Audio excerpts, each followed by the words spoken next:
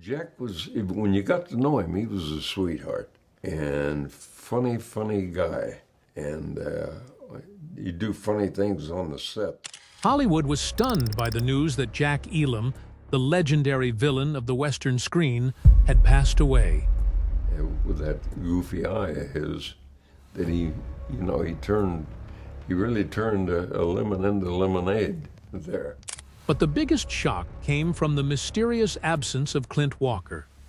Why did the towering actor who had once stood alongside Elam and always had such glowing words for him completely disappear at the moment of final farewell? Was there a hidden feud behind his silence? Or was there a bitter tragedy that forced him to make a painful choice? Let's uncover the truth behind Jack Elam's secret final wishes right now.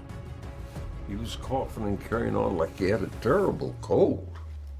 And I think most people thought that he did have the way he sounded. In the final years of his life, Jack Elam's health declined significantly after decades of working in the film industry. He lived in Ashland, Oregon, and spent most of his time in private. After stepping away from Hollywood's regular activities, Elam made few public appearances and focused on a quiet life at home. The actor's health continued to deteriorate before his death. The cause was identified as congestive heart failure, a serious condition that affected the heart's ability to function. Elam died at his home in Ashland, Oregon, rather than in a hospital or medical care facility. Jack Elam died on October 20th at the age of 82. His death brought an end to a career that had spanned several decades in Hollywood. News of the actor's passing was quickly reported by the media, with coverage focusing on his impact on Western films and American television. One notable detail in Elam's final arrangements was his wish not to have a public memorial service. According to information published by the Los Angeles Times after his death, his family honored that request. Elam was cremated, and his ashes were given to his family. Instead of a large service at a church or public venue, Elam's farewell took place privately. His loved ones carried out the arrangements according to his wishes, while no public memorial activities were included in the plans following his death. This type of farewell was different from that of many Hollywood stars of his generation, who often had memorial services attended by large numbers of colleagues, friends, and fans. For Elam, the focus was on privacy and his own wishes rather than a public event. Although there was no large memorial service, Elam's career was still remembered by colleagues in the film industry after his death. Those who had worked with him remembered the actor for his professionalism, sense of humor, and ability to make a strong impression in his signature roles. James Arness also spoke of Elam with appreciation for a colleague with a distinctive appearance and personality. The tributes from actors who had worked with him helped present a broader image of Elam, not only through the villains he had portrayed. If a fly lit somewhere, he'd say, I'll bet you that when that fly takes off, it'll be whatever direction it would be. And if you bet against him, he'd win. Fans of Western films continued to remember Elam through his familiar works. Famous scenes, particularly his unusual and distinctive characters, became part of the memories of generations of viewers who had watched classic Hollywood films.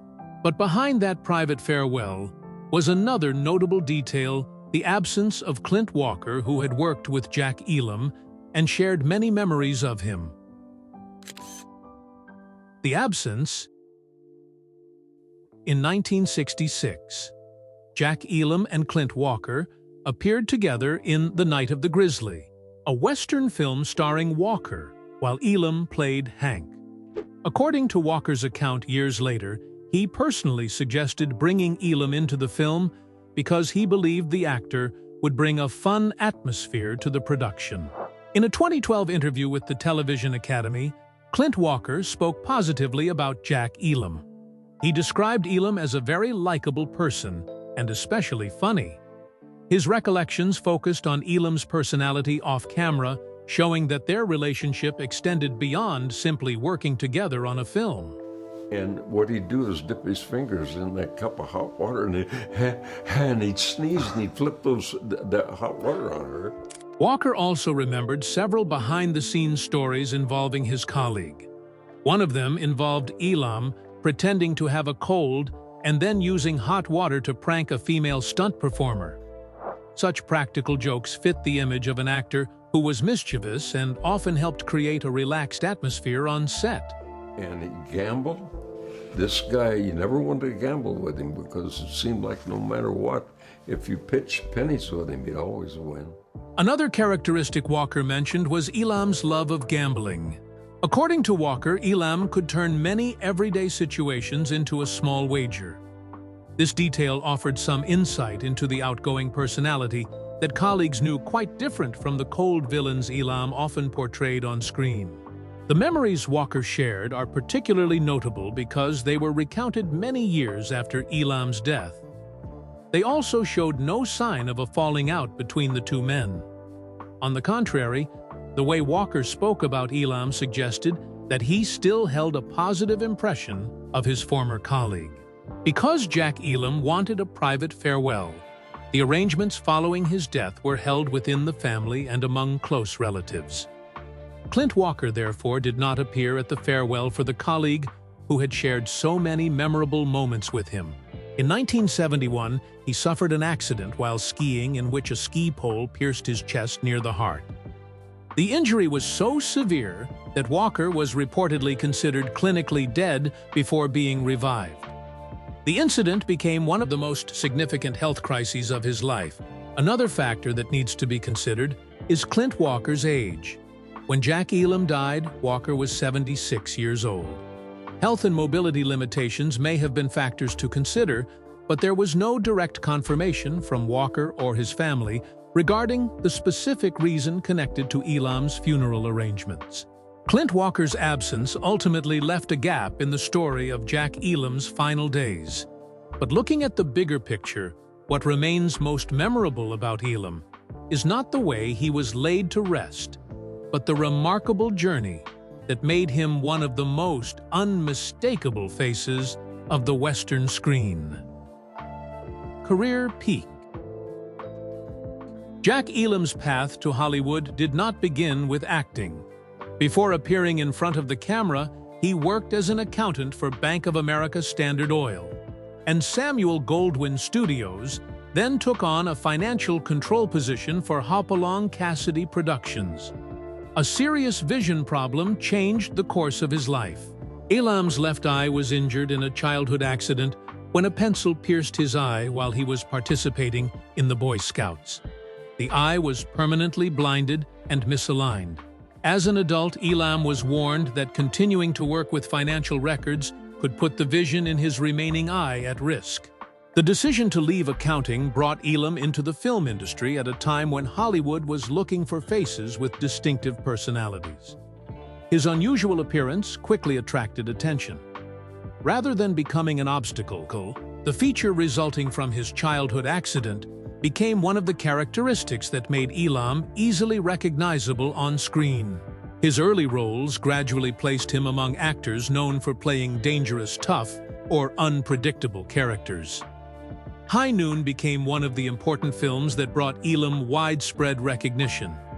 He went on to work with many of Hollywood's biggest stars, including John Wayne and James Stewart. Elam's image as a villain reached a defining point in Sergio Leone's Once Upon a Time in the West. At the very beginning of the film, his character appears at a train station with two accomplices waiting for the train. The detail of a fly crawling around Elam's eye became one of the film's most memorable images. What stood out was that Elam did not allow himself to be confined to one type of character. As Westerns began incorporating more elements of comedy, he successfully shifted in that direction. Support Your Local Sheriff demonstrated his ability to use the face and mannerisms that had become familiar in villainous roles to create comic effects. That ability continued to appear in The Cannonball Run and The Apple Dumpling Gang Rides Again. Elam could play a frightening character in one production and take on a humorous role in another. His versatility helped him maintain steady work in a highly competitive industry. On television, Gunsmoke was one of the programs that helped Elam maintain a long-running presence. He appeared in numerous episodes as different characters. Records list 15 appearances by Elam in the series, showing that he was not limited to one fixed type of role. Some episodes also highlighted Elam's sense of humor. In Where'd They Go, he played wily Jack Elam, a character who created situations very different from his familiar villainous image. The episode is often remembered by Gunsmoke viewers when discussing some of his notable appearances. In Homecoming, Elam took on another character appearing alongside Phyllis Coates and Harold J. Stone. The episode aired in 1964 and centered on a man returning after serving time in prison.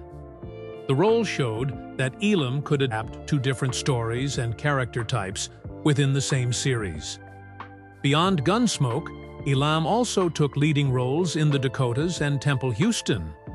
Television expanded his audience and kept his name appearing regularly, even as tastes in Western films began to change. After more than 4 decades in front of the camera, Elam ended his acting career with Bonanza Under Fire. He was remembered not only for the number of roles he played, but also for his ability to turn a highly distinctive physical feature into a professional advantage. In 1994, he was inducted into the Hall of Great Western Performers at the National Cowboy and Western Heritage Museum. Jack Elam's career, therefore, had a distinctive quality. He entered Hollywood after being forced to leave a completely different profession because of his vision problems, then turned the mark left by a childhood accident into a defining part of his identity. Behind that success was a private personal life that was largely unknown to the public. 2 marriages.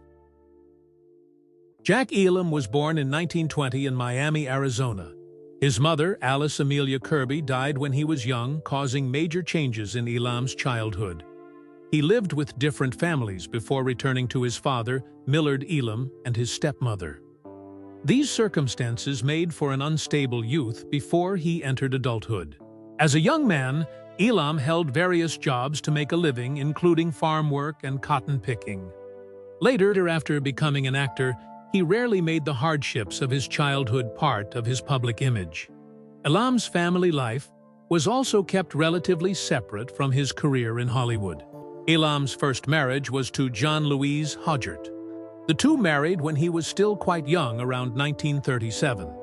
At the time, Elam had not become a familiar face on screen and was still building a family life while working various jobs before entering the film industry.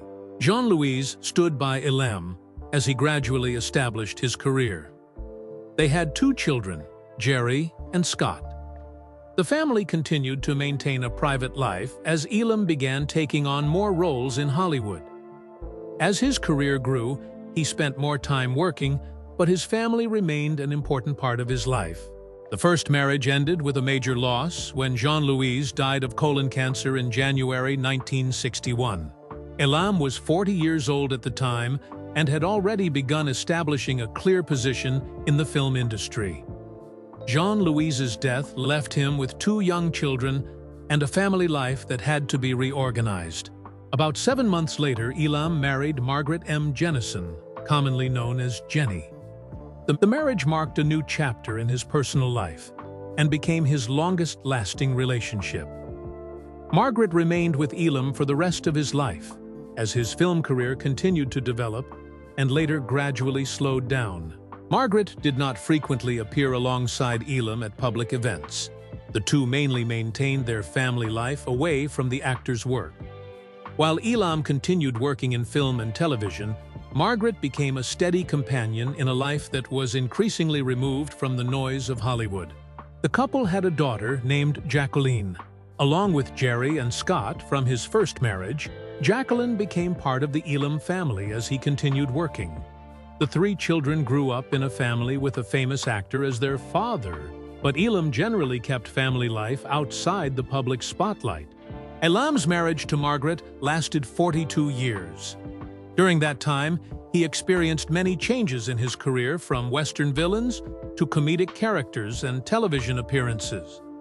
Margaret remained by his side as his work in front of the camera gradually decreased and their life shifted toward a more private routine. Around 1987, Elam and Margaret moved to Ashland, Oregon. Living away from the center of Hollywood gave the couple a more private life.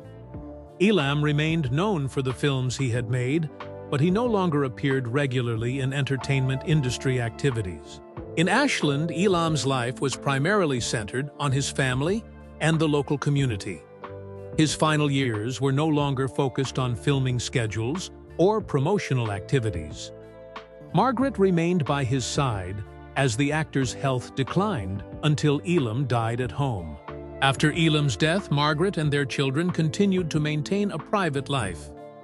The family did not make his name the center of public activities, consistent with the way Elam had kept his personal life separate from his career. For him, Hollywood was his work, while family was always kept in a private space.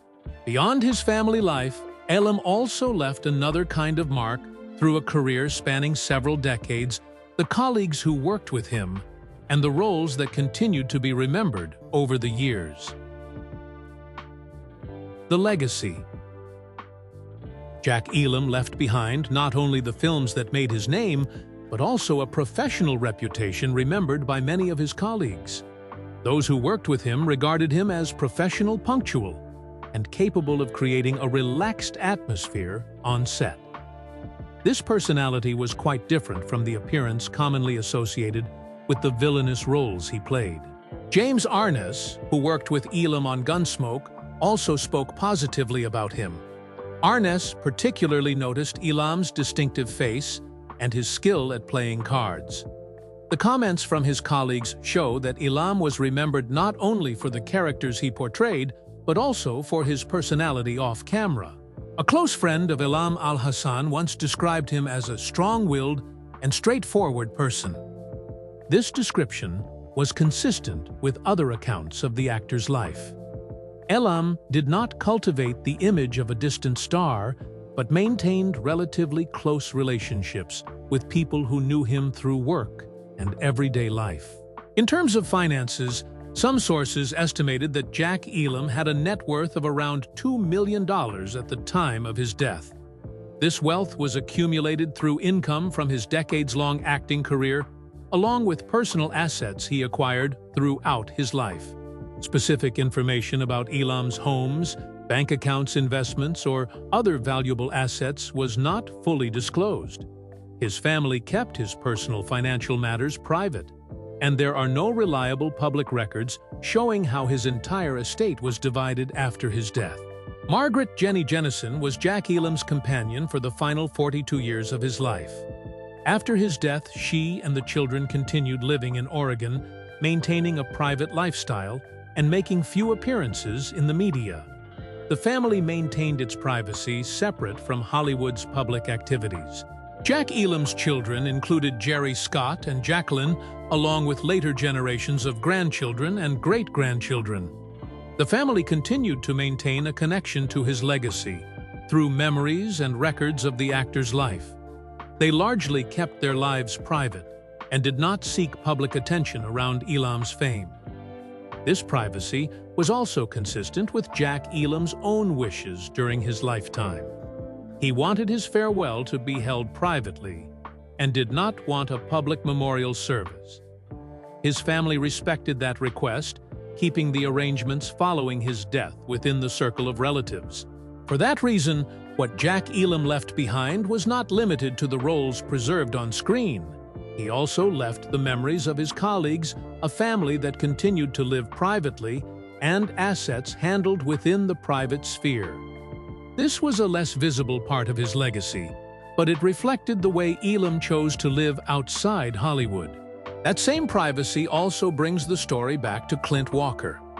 With Elam's farewell carried out according to his wishes, the absence of the colleague who had spoken so warmly about him became a notable detail that needs to be viewed in its proper context, rather than attributed to an unconfirmed reason. Jack Elam left behind a memorable career and a life that was kept far more private than the characters he portrayed on screen. There is no evidence that Clint Walker's absence from the farewell was caused by a conflict while Walker's own words about Elam showed the respect he held for his colleague. Behind a famous Western face was a private life shaped by choices that remained largely unknown to the public. If you want to discover more stories behind Hollywood legends, subscribe to the channel and turn on notifications so you don't miss the next videos.